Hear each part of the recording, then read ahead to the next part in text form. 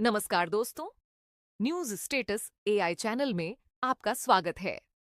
हम लाते हैं आपके लिए विश्वसनीय खबरें, साथ ही ऐतिहासिक, धार्मिक, सामाजिक कहानियों का सटीक विश्लेषण। इसलिए देखते रहिए न्यूज स्टेटस एआई चैनल, जो पूरी करे सच की जिज्ञासा। आप विपक्ष में हैं, आप मोदी जी को कोसिए, कोई दिक्कत नहीं है। लेकिन हमारे फौजी अधिकारी बैठे, आपसे ताकत लेकर उन नेताओं तक कहना चाहता हूं, इस देश के किसी दो कौड़ी के नेता में इतनी औकात नहीं होनी चाहिए कि वो हमारी सेना के शौर्य और पराक्रम का सबूत मांग सके। सर्जिकल स्ट्राइक हुई, सबूत दो। ऑपरेशन सिंदूर हुआ, सबूत दो। मैं आज मौधा के मंच में, हमारे सैनिक भाई बैठे हैं, मैं बताता हूं ऑपरेशन सिंदूर का सबूत। 7 मई को जब सेना ने पहलगाम के हमले का बदला लिया, हम पूरी रात टीवी पर थे। मनु भैया, मीडिया वाले चला रहे थे, उड़ गया रावलपिंडी, खाक हो गया कराची, इस्लामाबाद खत्म। 5 बजे तक पता चला थोड़ा थोड़ा हुआ था, लेकिन कुछ तो हुआ था। मेरी मातृशक्ति बैठी है, धर्म पूछकर मारा गया उनके पतियों को, उनके पिता को। और मैं मोदी जी को इसलिए धन्यवाद देता हूं कि बदला लिया भी तो नारी की अस्मिता के प्रतीक सिंदूर का नाम रखकर बदला लिया है। मैं पंक्तियां मातृशक्ति के चरणों में रखता हूं। क्या हुआ उस रात को? दुश्मन दहका रे दहका आधी रात को। अगली पंक्ति संभाल लेना माताओं बहनों, थोड़ा ताली बजा देना आप लोग। दुश्मन दहका रे दहका आधी रात को, सिंदूर महका रे महका आधी रात को। हो दुश्मन, पीछे वालों जागो यार। हो दुश्मन दहका रे दहका आधी रात को, सिंदूर महका रे महका आधी रात को। ओ हमने दुनिया जगाई आधी रात को, दहशत गर्दी हाय दहशत गर्दी जलाई आधी रात को। आप लोगों ने ताली नहीं बजाई, मत बजाओ, मैं बहुत जिद्दी कवि हूं, मैं पसीना बहाता हूं, ताली भी बजवा लूंगा। अगली पंक्ति पर ताली रोक के दिखाओ। अरे गर्दा उड़ाया आधी रात को,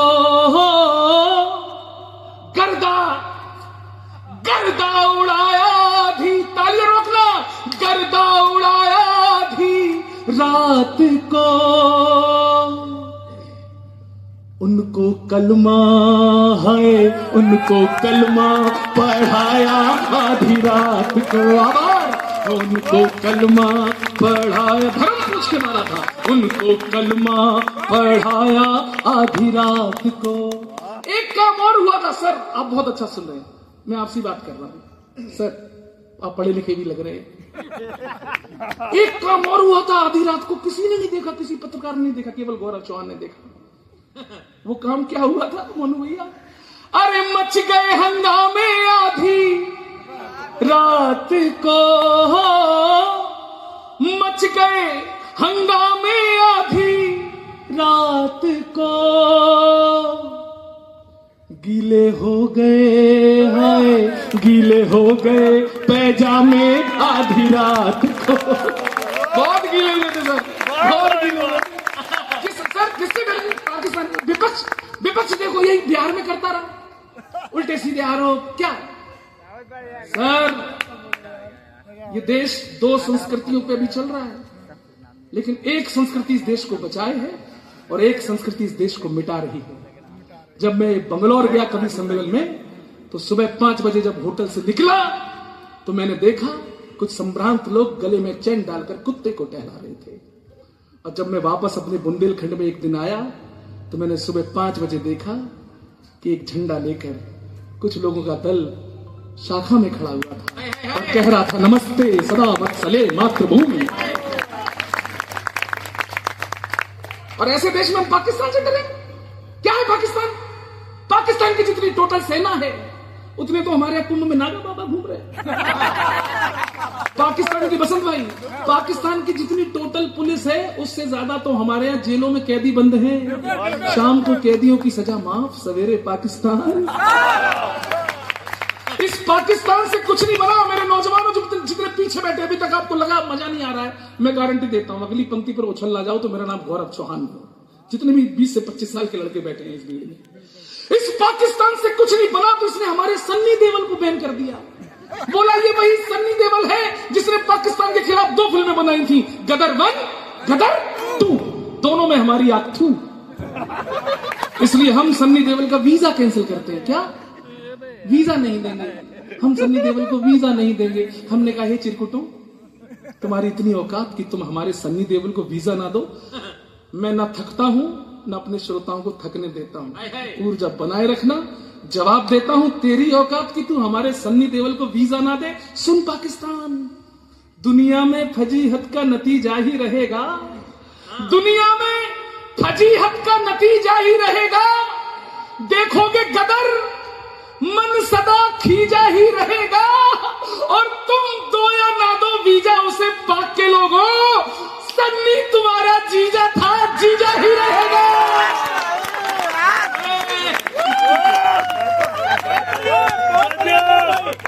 पाठक जी ये बताओ, हम सकीना भाभी को कैसे भूले? नहीं भूल पा रहे।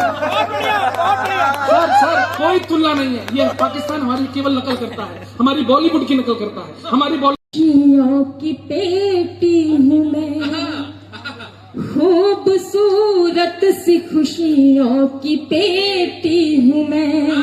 खुद में ममता का आंचल समेटी हूँ मैं, कि तू भी लाचार बेबस मुझे ना समझ। कोई लाचार बेबस मुझे ना समझ, कि तेरी मैया हूँ, बहना हूँ, बेटी हूँ मैं। तेरी मैया हूँ, बहना हूँ, बेटी हूँ मैं। और आज के समय में जब रास्ते में कहीं दामिनी के साथ दुराचार होता है, कहीं बेटियों को, माताओं को निर्वस्त्र करके घुमाया जाता है, तब कहीं ना कहीं पीड़ा होती है। आज की माताओं को, आप सबकी बेटियों को, आप सबकी बहनों को कैसा होना चाहिए, बस सुनेगा। पंक्ति साथ लेके जाना साहब, माताओं को सौंपती हूँ, सुनेगा। कि पायल की छन छन ना हो, कि पायल की छन छन ना हो, दानव संहार जरूरी है। बहन बेटियां जिसने लूटी, वो प्रतिकार जरूरी है। बहन बेटियां जिसने लूटी, वो प्रतिकार जरूरी है। कि उठो सिंघनी, अब दुष्टों के मस्तक धड़ से अलग करो। उठो सिंघनी, अब दुष्टों के मस्तक धड़ से अलग करो। कि चूड़ी वाले कोमल हाथों में तलवार जरूरी है। चूड़ी वाले कोमल हाथों में तलवार जरूरी है। कहने बाबा, इस मोहल्ले से तालियां थोड़ी कम आ रही है, आपसे शिकायत है। जब अच्छी बात कि दिल है टूटा तो गाने से क्या फायदा। दिल है टूटा तो गाने से क्या फायदा। जख्म दिल के दिखाने से क्या फायदा। कि अब बहक जो गए हैं तुम्हारे कदम, अब बहक जो गए हैं तुम्हारे कदम। फिर ये पल के बिछाने से क्या फायदा। अब बहक जो गए कदम। पंक्ति सौंपती हो, सुनेगा। मंच का आशीष मिले, आप सबका भी आशीष मिले। स्वागत है। कि चूड़ी तेरे बगैर न कंगन तेरे बगैर। चूड़ी तेरे बगैर न कंगन तेरे बगैर। भाता नहीं है मुझको ये दर्पण तेरे बगैर। सोनी मेरी हथेली है, मौका ही ना कहे। सोनी मेरी हथेली है, मौका ही ना कहे। मैं दुल्हन तेरे बगैर, कैसे बनूं बता दे मैं दुल्हन तेरे बगैर। और क्या कहने बाबा? कॉलेज की मोहब्बत का एक गीत आप पेश करना चाहती हूँ।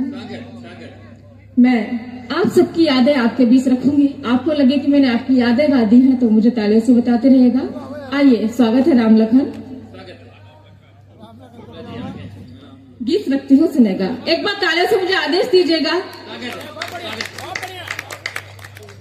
कि भूल गई मैं सारी बातें, भूल गई मैं सारी बातें, एक फसाना याद रहा। भूल गई मैं सारी बातें, एक फसाना याद रहा। बहुत शानदार ये कवि सम्मेलन चल रहा है और मैं पहली बार आपके बीच हाजिर हुआ हूं। बहुत अच्छा सुन रहे हैं आप। और सर ने मेरा परिचय शायद अभी नहीं दिया है। मैं आपके हंसते मुस्कुराते चेहरों को देख नहीं सकता हूं। आपकी जो तालियां हैं, आपकी जो दाद है, बस वही मेरी आंखों में रोशनी का काम करती है। पूरा सदन एक मर्तबा मुझे ताली बजा के इजाजत दे। बड़े कवि बैठे हैं मंच पे, इजाजत चाहता हूं, अनुमति चाहता हूं, पंक्तियां निवेदित करना चाहता हूं। साहब देखें कि मुझे तू राम के जैसा या फिर लक्ष्मण बना देना। नमन करता हूं, बहुत बहुत शुक्रिया। नेत्रहीन होने के नाते चार पंक्तियां कहने की कोशिश की है। महोदय बताएगा मुझे आखिरी पंक्ति पे। देखें, मुझे तू राम के जैसा या फिर लक्ष्मण बना देना, और सिया के मन के जैसा मन मेरा दर्पण बना देना। शुक्रिया, बहुत बहुत शुक्रिया। मुझे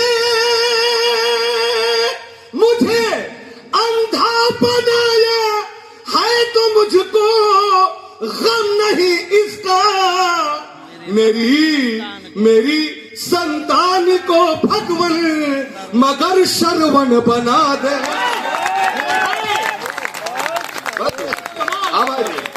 बहुत बहुत शुक्रिया, बहुत बहुत शुक्रिया। नमन करता हूँ महोदय, नमन करता हूँ, बहुत बहुत शुक्रिया। मेरी संतान को भगवन मगर श्रवण बना देना। और चार पंक्तियां देश के ताल्लुक से देना चाहता हूं साहब। वतन से मोहब्बत देखना कैसी है, पंक्तियां निवेदित करना चाहता हूं। महोदय बहुत अच्छा सुन रहा है। देखें कि इसे मैं दिल समझता हूं, इसे धड़कन समझता हूं। ये मेरे देश की धरती को मैं पावन समझता हूं। हमारे देश से नफरत अगर रखता हो कोई भी, वो मेरा बाप क्यों ना हो, उसे दुश्मन समझता।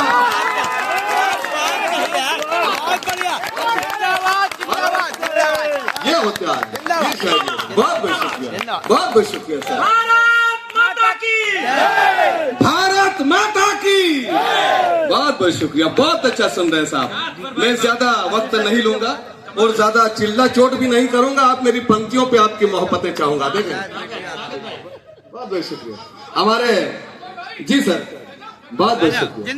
चली जाती है। आप उनके लिए कुछ भी लिखिए, सोच समझ के लिखिए, इसका प्रभाव होता है। शब्द ब्रह्म होते हैं भाई साहब। पर मैंने आपके लिए क्या लिखा है मैं वो सुनाती हूँ। तालियों के लिए मैं नहीं कहूंगी क्योंकि मुझे पता है बात आपकी होगी और सच्ची होगी, तो एक भी हाथ खामोश नहीं रहेगा। मैं यहाँ से प्रारंभ होती हूँ, कवि सम्मेलन को उठाना और मुझे प्रारंभ करना सुनना। ये लड़के कैसे होते हैं, मेरी बहनों का भी साथ मिले। चपल नयन मुखमंडल मयंक सम, मैं विनय तिवारी जी की तरफ ही देखने के लिए बोल रही थी। चपल नयन मुखमंडल मयंक सम, रतियों में घुलते हैं ख्वाब जैसे लड़के, रतियों में घुलते हैं ख्वाब जैसे लड़के, जिम्मेदारियों के कंटकों में है घिरे परंतु खुशबू बिखेरते गुलाब जैसे लड़के, खुशबू बिखेरते गुलाब जैसे लड़के, खुशबू बिखेरते गुलाब जैसे लड़के, दोनों हाथ जेब में जो डाल के हैं डोलते तो लगते हैं हिंद के नवाब जैसे लड़के, लगते हैं हिंद के नवाब जैसे लड़के, नयनों को देखो तो शराब जैसे लड़के हैं, दिल को जो देखो तो किताब जैसे लड़के, दिल को जो देखो तो किताब जैसे लड़के। इतनी कम तालियों में लड़कों की प्रशंसा कोई स्त्री तो नहीं करती है। एक बार तालियां पूरे सदन से मैं आग्रह करती हूँ बजाइए। भाजपा के लोगों के कई कान होते हैं इसमें, वो चारों तरफ से सुनते हैं, कौन हमारी पार्टी में है, कौन दूसरी पार्टी से आ रहा है, वो तो मैं प्रणाम करता हूँ। मजाक नहीं, गौरव भाई को जब मैं राजी पहली बार सुना था तो मैं रात भर हैरत में था। मेरे रोकटे खड़े थे। मैं सुबह सुबह कवि सम्मेलन के बाद घर गया, अनिल जी तुम्हें चिल्लाने लगा। मैं कहा भारत माता का सारा कर्ज चुका दूंगा। गौरव चौहान की कविता सुन के आए हो मजाक, तो अंदर से श्रीमती जी पन्ना लेके आए। मानो भैया हम बिगड़ गए, हमके तुम मजाक समझ रही हो, हम गौरव चौहान जी की कविता सुना रहे हैं, हम भारत माता का सारा कर्ज चुका देंगे, तुम पन्ना दिखा रही हो। बोली नहीं, दूध वाला 5 दिन से आ रहा है, पहले उसका कर्जा चुका दीजिए। फिर क्या बात है, वाह। दिक्कत होती है तो आप थोड़ी देर ये जो टेम्परेचर बढ़ा है इसको थोड़ी देर में कम करूंगा, इसके लिए मैं खड़ा हुआ हूँ। आप आनंद में रहिए। मैं 4 पंक्तियां सीधे सीधे समर्पित करता हूँ, यहीं से आप मन बना दीजिएगा। कोई बात नहीं भैया, आप ऐसे ऐसे कर रहे थे, हमको लगा कविता में आनंद आ रहा है, जब आप निकाल करके डाले ये आपदा को अवसर जो आपने बनाया है। कुछ लोग तो पूरी रात कविता ऐसे सुन रहे थे। ये इस विषय पर मैंने शोध किया है। अच्छा, मजाक नहीं पाठक जी, मैंने शोध किया है इस विषय पर। हाँ। अभी इंस्टाग्राम से आप तक पहुंचा होगा, 35-36 मिलियन इस समय वायरल है, आप तक पहुंचा होगा। गुटखा खाने वाला आदमी, अपने आसपास चेक करना, गुटखा खाने वाला, ऑब्जर्वेशन देखिएगा, गुटखा खाने वाला आदमी अगर अचानक से उठ करके गुटखा थूकने जाए तो आप ये समझ जाइए कि उसके बाद वो बहुत बड़ी ज्ञान की बात बताने वाला है। वाह वाह वाह वाह वाह, बहुत हल्के में मत ना। एक ऑब्जर्वेशन और, एक ऑब्जर्वेशन और बता रहा हूँ, तो उसके बाद एक कविता सुनाऊंगा मन के साथ। मां, एक ऑब्जर्वेशन और, गुटखा खाने वाले आदमी को पानी पीने के लिए अगर धोखे से भी आपने अपना बोतल पकड़ा दिया तो आधा बोतल पानी तो वो कुल्ला करने में बर्बाद कर देगा। बिल्कुल सही। दिक्कत होती है, हल्के में मत लीजिए ऐसी प्रजाति को। मजाक नहीं भाई साहब। गुटखा खाने, वैभव भैया, साइन लैंग्वेज होती है गुटखा खाने वालों की, सांकेतिक भाषा होती है अलग। जैसे गूंगा गूंगे की बात इशारे में समझ लेता है, बहरा बहरे की बात इशारे में समझ लेता है, वैसे एक गुटखा खाने वाला आदमी दूसरे गुटखा खाने वाले की बात इशारे में समझ लेता है। तालियां जरा जोरदार, तालियां हो जाए भाई एक बार, वाह। 4 पंक्तियां यहीं से प्रारंभ करता हूँ। पहला छंद, स्वागत है, आपने नाम लिया है, शुरू करता हूँ। इस पंक्ति में केवल शर्त इतनी है कि जो कुंवारे पीछे वार्ड नंबर 18 के मेरी उम्र के मित्र हैं, वो इन पंक्तियों में मन के साथ साथ दीजिएगा। अगर कोई बुजुर्ग बैठे हों, हालांकि हमीरपुर, मौदहा, महोबा, उत्तर प्रदेश, इधर कोई बुजुर्ग होता ही नहीं, लेकिन अगर कोई बुजुर्ग है धोखे से तो दिल में पत्थर रख के इन पंक्तियों को सुन लीजिएगा। मैंने क्यों लिखी, एक एक पंक्ति में निवेदन कर रहा हूं, मेरा कष्ट बाबूजी। स्वागत। हमारे यहाँ मध्य प्रदेश में परम आदरणीय परम सम्मानीय श्री दिग्विजय सिंह जी ने जब 70 साल की उम्र में दूसरी बार संविधान लागू किया, तब भी मैं कुछ नहीं बोल पाया बाबूजी, मैं कुछ नहीं बोल पाया। आदरणीय अनूप जलोटा जी ने जब 68 साल की उम्र में दूसरी बार नया हारमोनियम खरीदा, वाह वाह, यहाँ तालियां होनी चाहिए, वाह कमाल। तब भी मैं कुछ नहीं बोल पाया, कुछ नहीं बोल पाया। लेकिन अभी कुछ महीने पहले जब अभिनेता आशीष विद्यार्थी जी ने 61 साल की उम्र में दूसरी बार नई कॉन्वेंट स्कूल में एडमिशन ले लिया, तब इन आहत कुमारे युवा महासंघ की तरफ से पहला छंद निवेदन करता हूं। स्वागत। कि लड़कों से ज्यादा ब्याह बूढ़ों के जो हो रहे हैं, देश के कुंवारों में भी द्वंद्व होना चाहिए। वाह, कुंवारों मन के साथ सुनना, कुंवारों मन के साथ सुनना, क्योंकि मैं कुंवारों का राजा राम मोहन राय कहा जाता हूँ। अच्छा, वाह। कि लड़कों से ज्यादा ब्याह बूढ़ों के जो हो रहे हैं, देश के कुंवारों में भी द्वंद्व होना चाहिए। अकामिनी का मोह कोई भावरों को जो फंसा ले, फूल में ना समक रंग होना चाहिए। रोज नई सुंदरी जो, हमारे पड़ोस में एक दादाजी रहते थे 75 साल के, मजाक नहीं भैया। हमने उनसे पूछा एक दिन, हम क्या दादा सच सच बताइए, आप पूरे मोहल्ले के वरिष्ठ हैं, वैसे उम्र कितनी हो गई?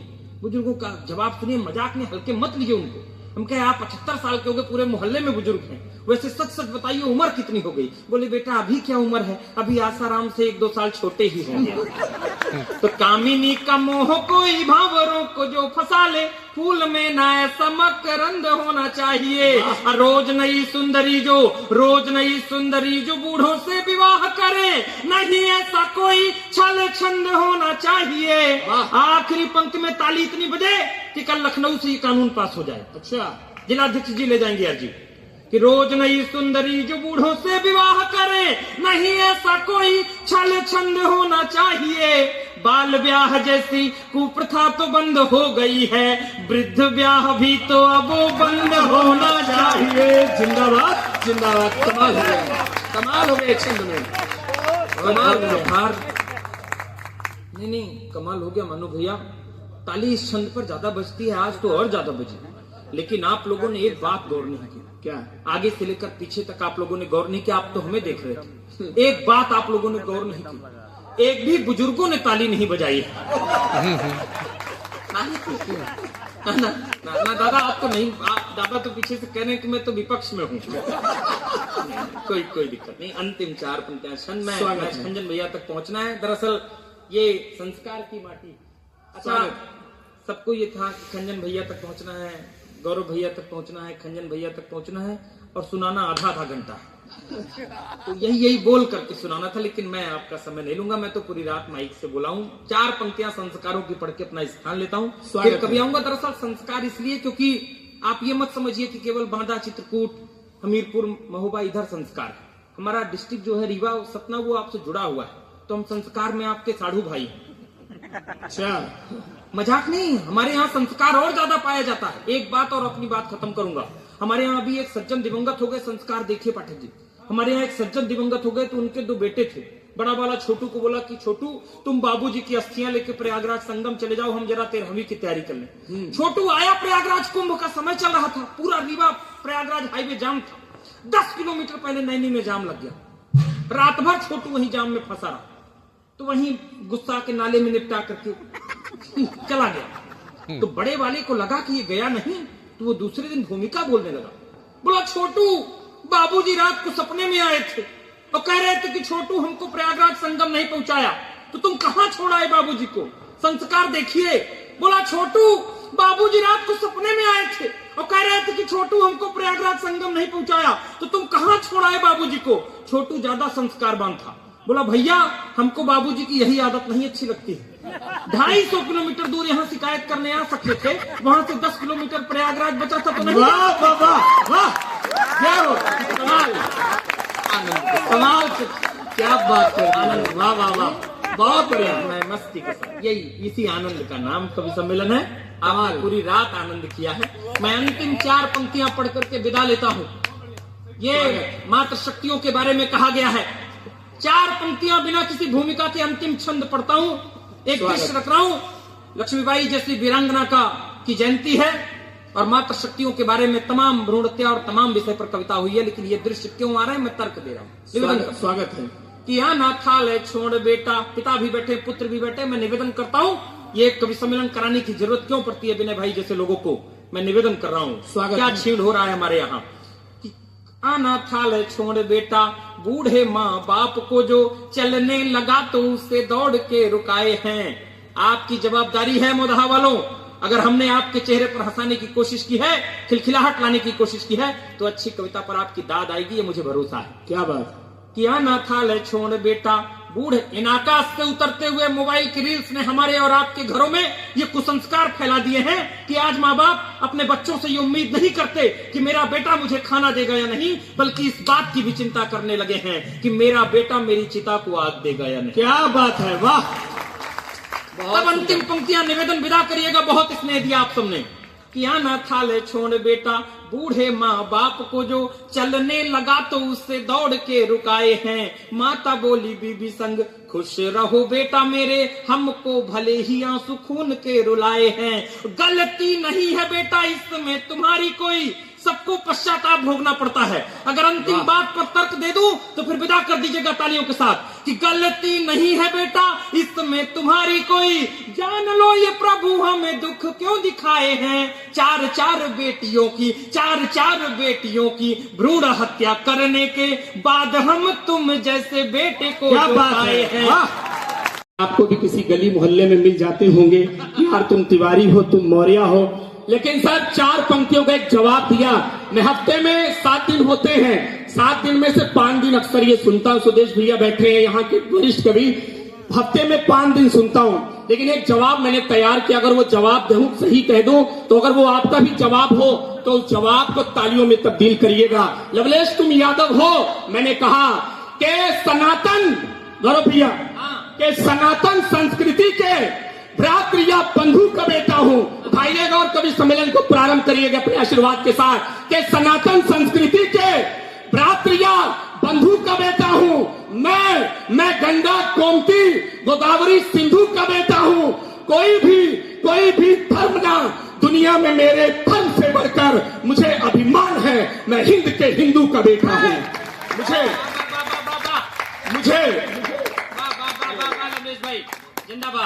मुझे अभिमान है, मैं हिंद के हिंदू का बेटा हूँ। लोग अक्सर कहते हैं कि हम और गौरव भैया अक्सर क्यों चिल्लाते हैं, ये वीररस के कवि क्यों चिल्लाते हैं। सर 4 पंक्तियां कही और आपका आशीर्वाद क्यों चिल्लाते हैं कि अना अनहद सरो सरहद सदाएं कौन लिखेगा, अना अनहद सरो सरहद सदाएं कौन लिखेगा, अना अनहद सरो सरहद सदाएं कौन लिखेगा, सदा माँ बाप खुश हो ये दुआएं कौन लिखेगा। अगर शीला व मुन्नी की जवानी लिखना बैठूंगा तो मेरे देश भारत की पीड़ाएं कौन लिखेगा। तो मेरे देश भारत की पीड़ाएं, मेरी पीड़ाएं साहब क्या है। 4 पंक्तियों में पिछले दिनों क्रिकेट के मैदान में आप सब ने देखा कि एक बदतमीज आदमी क्रिकेट के मैदान में बल्ला लेकर के बंदूक का निशान बनाता है। सर यहां तक कि उन्होंने ये भी कह दिया कि भारत के शेर क्या कर पाएंगे, लेकिन आप सबकी तरफ से उस बदतमीज को जवाब दिया। अगर जवाब सही हो तो इस बार तालियों का अंबार करिएगा कि बाप को ही बेटे युद्ध करने को कह रहे, बाप को ही बेटे युद्ध करने को कह रहे, लेकिन ये गोलियों से ठोक नहीं पाएंगे। और थोड़ा खुलिएगा, मुझे खोलने की हिम्मत दीजिएगा कि बाप को ही बेटे युद्ध करने को कह रहे, लेकिन ये गोलियों से ठोक नहीं पाएंगे। आतंक की करतूत देख कर कह रहा कभी ये दोजख व गोलोक नहीं पाएंगे। 4थी पंक्ति, भारत के शेरों के सम्मान में आपका हाथ खुल जाए कि बाप को ही बेटे युद्ध करने को कह रहे। डाल देती है, पुरुषों को निचले क्रम में डाल देती है। दिल आ गया तो रखती है आंखों में अपने, दिल से अगर उतार दें तो नीले ड्रम में डाल देती हैं।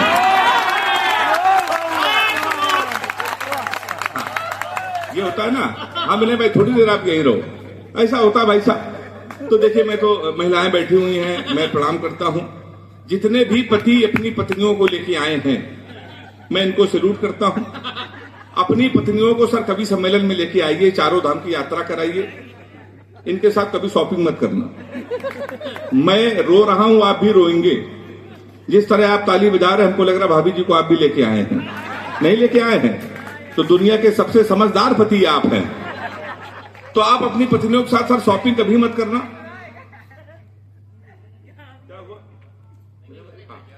तो अपनी पत्नियों के साथ कभी भी आप शॉपिंग मत करना। जीवन भर रोएंगे सर मैं रो रहा हूं भाभी, बिल्कुल सच्ची घटना। 3 दिन पहले हमारे यहाँ कानपुर में जेड स्क्वायर है, आप तो कानपुर के अगल बगल आते ही रहते हैं। हमारी पत्नी हमको एक शॉपिंग मॉल में ले गई। कहने लगी रोज तुम टीवी में रहते हो, इस देश में उस देश में, तुम्हें कुछ कपड़े दिला लें। हमने कहा कपड़े दिला लो। उसने दुकान वाले को बुलाया, उसने कहा भैया कुछ कपड़े दिखाओ। 10-12 शर्ट वो लेके आया। हमारी पत्नी ने हमसे पूछा नीली वाली शर्ट कैसी है। अब आप अपने सीने पे हाथ रखे कसम खाएं, चाहे नगर पालिका के अध्यक्ष हो जाएं, चाहे पार्षद हो जाएं, चाहे बहुत बड़े कवि हो जाएं, या किसी संस्था के आप पदाधिकारी हो जाएं, अगर आपकी पत्नी आपसे कोई चीज पूछ ले कैसी है, तो आपको डर के मारे कहना पड़ेगा अच्छी है। आपको हाँ में हाँ मिलानी पड़ेगी। तो हमारी पत्नी ने हमसे पूछा नीली वाली शर्ट कैसी है, हमने कहा नीली वाली अच्छी है। कहने लगी 2 ले ले, हमने कहा 2 ले लो। कहने लगी 2 ज्यादा हो जाएगी, हमने कहा 2 ज्यादा हो जाएगी। कहने लगी लेकिन आगे काम आएगी, हमने कहा आगे काम आएगी। कहने लगी नीली वाली खिलेगी, हमने कहा नीली वाली खिलेगी। कहने लगी पीली वाली का कोई जवाब नहीं, हमने कहा पीली वाली का कोई जवाब नहीं है। बोली गुलाबी वाली पहन लोगे तो हीरो लगोगे, हमने कहा गुलाबी वाली पहनेंगे तो हीरो लगेंगे। बोली सबसे सुंदर हरी वाली, हमने कहा हरी वाली बहुत सुंदर है। बोली पसंद है, हमने कहा पसंद है। उसने कहा भाई हरी वाली शर्ट पसंद है, पैक कर दो। हरी वाली शर्ट पैक करा के आए। पहली धुलाई में हरी वाली ने कलर छोड़ दिया। अब वो बेलन लेके हमारे पास आई, कहने लगी मैं 3 घंटे से कह रही थी लाल वाली ले लो। ताली हाथ उठा के बजाओ एक बार जोरदार। तो भाई साहब इनसे बहुत दूर हम लोग रहते हैं। और अगर देखिए भाभी भी मुस्कुरा के बता रहे हैं कि ऐसा ही होता है। अगर अपनी पत्नियों से सर झूठ ना बोलो तो घर में खाना नसीब नहीं है। सारे पति को अपनी पत्नियों से झूठ बोलना पड़ता है। पर मैं आपको बता दूं, केवल राजा हरिश्चंद्र एक ऐसे थे जिन्होंने अपनी पत्नी से कभी झूठ नहीं बोला। ये मैं आपकी जानकारी के लिए बता रहा हूं, राजा हरिश्चंद्र कभी झूठ नहीं बोला, क्योंकि उनकी पत्नी ने 3 बातें कभी नहीं पूछी। मैं कैसी लग रही हूं, फोन किसका था, कहां से आ रहे हो। 3 बातें आपसे भी नहीं पूछी जाएंगी तो आप भी नहीं झूठ बोलोगे। तो इसका ताली बजाओ हाथ उठा के जोरदार। तो अक्सर होता रहता है सर। क्या बात है, तो मैं तो कानपुर में रहता हूं आपके बगल में। आपको मालूम है, आप तो बुंदेलखंड में, दुनिया में आप कहीं चले जाइए विनय भाई, आप कभी कानपुर आएंगे तो लगेगा इतने विचित्र लोग कानपुर में ही रहते हैं। कभी आप बनारस जाइए, रेलवे स्टेशन पर उतरिए तो वहां लिखा रहता है बनारस का पान आपका स्वागत करता है। कभी आगरा जाइए, वहां उतरिए, वहां लिखा रहता है आगरा का पेठा आपका स्वागत करता है। हमारे कानपुर आइए, रेलवे स्टेशन पर उतरिए, वहां लिखा रहता है रूपानी चप्पल आपका स्वागत करता है। तो साहब मैं उसी कानपुर से आया हूं। अभी तो मैं सोनी चैनल में लाफ्टर की शूटिंग कर रहा था 2022 में। मैं वहां से लौट कर आया तो लखनऊ एयरपोर्ट पर उतरा, मेरी घड़ी खराब।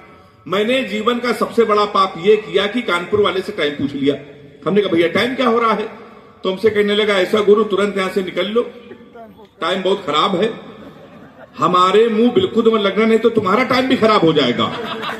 तो हमने कहा टाइम ना बता दो, ये बता दो तेरा मूड क्यों खराब है, उसका जवाब सुनना। सारे लोग ताली बजाना। हमने तुम्हारा मूड क्यों खराब है, तो उसने कहा भाई साहब एक लड़की से केवल हमने इतना कहा कि बड़ी कमजोर है, कुछ खाया कर, वो हमारा 50,000 रुपए खा गई। तुम साले हमारे मुंह लगे हुए। यदि प्रेम का प्याला जहर भी जाम होता है कि मिले, यदि प्रेम का प्याला जहर भी जाम होता है, हृदय जो प्रेम में डूबा वो प्रभु का धाम होता है। जिनका कार्य उत्तम और उत्तम है घराना भी, वहीं दशरथ का बेटा बन के पैदा राम होता। कि राम हम सब की शक्ति है, ये पावन नाम अपना है। भैया जा रहे हो?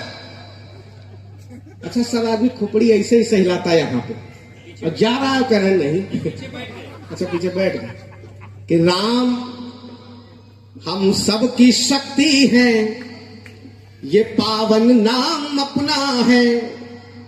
अयोध्या राम की है और अयोध्या धाम अपना है।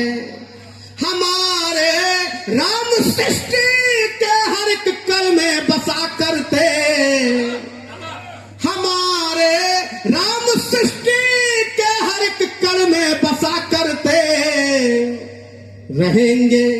राम के होकर यही पैगाम अपना है। विषमताओं के झोंके व्यग्र मन को ताप देते हैं। विशुद्ध साहित्यिक 4 पंक्तियां निवेदित करता हूं, इस आशा और विश्वास के साथ करता हूं कि जो भीड़ थी वो बाढ़ में चली गई है। आप एकदम 100% के श्रोता हैं, लेकिन एक निवेदन पर इस बात को मैं हिम्मत करके पढ़ रहा हूं। ये 4 पंक्तियां अगर हिम्मत करके पढ़ रहा हूं क्योंकि आप अच्छे लोग बचे। तो कहीं मुझे निराश न करिएगा कि कहीं मुझे ऐसा लगे कि मैंने गलत जगह पढ़ दी। निवेदन करता हूं कि विषमताओं के झोंके व्यग्र मन को ताप देते हैं, शुभाशुभ कर्म के फल पुण्य देते पाप देते हैं, किसी का हक कोई देने में जब कुछ हिचकिचाता है, कन्हैया तब परम प्यारे सखा को शाप देते हैं कि जो शीशा टूट जाए तो कभी भी जुड़ नहीं सकता, कि जो शीशा टूट जाए तो कभी भी जुड़ नहीं सकता, लाख पिघला दो पत्थर को मगर वह मुड़ नहीं सकता, डूबता हो जो दरिया में एक तिनका ही काफी है, अगर पर टूट जाए तो परिंदा उड़ नहीं सकता। मेरे नर्वस होने का कारण ये भी है, दूसरा सबसे पहला ही कवि मैं हो गया हूं, और तीसरा अपने लोगों के बीच में मुझे पढ़ना पड़ रहा है, तो मैं नर्वस हूं। बस आप लोगों के हाथ में है सारी चीजें कि आप लोग संभाल के चलिए, तो मेरा भी जो पहला जो पाठ है वो सफल हो पाएगा। और जैसा कि आप सभी जानते हैं कि अभी हाल में ही बिहार चुनाव संपन्न हुए, तो जो राम को लेके चल रहे थे, जो राम के साथ में चल रहे थे, उनकी तो नैया पार हो गई, और जिन्होंने राम के अस्तित्व पे सवाल उठाया उनकी स्थिति तो आपको मालूम ही होगी। तो मेरी जो पहली कविता है भगवान श्री राम के ऊपर ही है, और ये उस समय मैंने लिखा था जब मेरे राम लला एक तंबू में थे, जब मेरे राम लला का ये भव्य और विराट महल नहीं था। उस समय अगर आपको लगे कि मैं उस समय की पीड़ा को आप दर्शा पा रहा हूं तो अपनी तालियां मुझे जरूर दीजिएगा। उस समय की मैं पीड़ा बताता हूं जिस समय मेरे राम लला तंबू में थे। कि श्वास की नलिकों से जैसे प्राण है खिंचता हुआ, श्वास की नलिकों से जैसे प्राण है खिंचता हुआ, राम के विरहा में मैं बस राम राम लिखता हुआ। कि श्वास की नलिकों से जैसे प्राण है खिंचता हुआ, राम के विरहा में मैं बस राम राम लिखता हुआ। और जी रहे हैं ऐसे दशरथ जिए वियोग में, कि जी रहे हैं जैसे दशरथ जिए वियोग में, अब प्राण मेरे जाएंगे क्या राम विरहा के शोक में। विलंब की अति से अब ये देह है मिटता हुआ, कि विलंब की अति से अब ये देह है मिटता हुआ, राम के विरहा में मैं बस राम राम लिखता हुआ। कार्यक्रम क्यों नहीं कर रहे हो? तो हमने कहा गुरु जी की कथा है तो कथा पे ही हम लोग लगेंगे, लेकिन 25 में जरूर करेंगे। तो कार्यक्रम कवि सम्मेलन कराने का सीधा उद्देश्य है कि वीरांगना महारानी लक्ष्मीबाई जी की जयंती पर कम से कम पता चले कि बुंदेलखंड की वो वीरांगना जिन्होंने बुंदेलखंड का इतिहास केवल देश में नहीं पूरे विश्व में पहुंचाने का काम किया है। वीरांगना रानी लक्ष्मीबाई किसी पहचान की मोहताज नहीं इस बुंदेलखंड की, क्योंकि बुंदेलखंड को हम लोग वीर भूमि के नाम से जानते हैं, ये आप सभी लोग जानते हैं। तो बुंदेलखंड वो वीर धरा है जहां यहाँ ऐसे ऐसे वीर प्रसूता यहाँ जन्म लिए हैं कि जिनकी गणना नहीं की जा सकती है। इसीलिए हम बुंदेलखंड, क्योंकि वीरता के नाम से तो हम जानते हैं, लेकिन वास्तविकता यदि हम बुंदेलखंड की स्थिति देखें तो ये किसी से छिपी नहीं है। आज भी बुंदेलखंड की ऐसी सड़कें जहां आज भी ऐसे ऐसे गांव है जहां सड़कें नहीं है। बुंदेलखंड राज्य की मांग को लेकर के हमारा संगठन निरंतर संघर्ष कर रहा है, और बुंदेलखंड राज्य जब तक नहीं बनता तब तक कवि आते रहेंगे और कवि सम्मेलन चलता रहेगा, और बुंदेलखंड की बात हर मंच से होती रहेगी। अभी हम लोग दिल्ली गए थे, दिल्ली में हम लोगों ने प्रेस क्लब ऑफ इंडिया में प्रेस कॉन्फ्रेंस की और बुंदेलखंड राज्य की बात पूरे भारत में पहुंचाने का काम किया है। निश्चित तौर पर बुंदेलखंड की लड़ाई हम लोग मजबूती के साथ लड़ेंगे। आगे आने वाले समय में आप सबका सहयोग मिलेगा, तो निश्चित है कि हम लोग बहुत, आप लोग सब लोग आए। सबसे पहले तो मैं हमारे जो विशिष्ट अतिथि हमारे बीच में पधारे, मैं उनका हार्दिक आभार प्रकट करता हूं। साथ ही दूर दराज से हमारे जो भी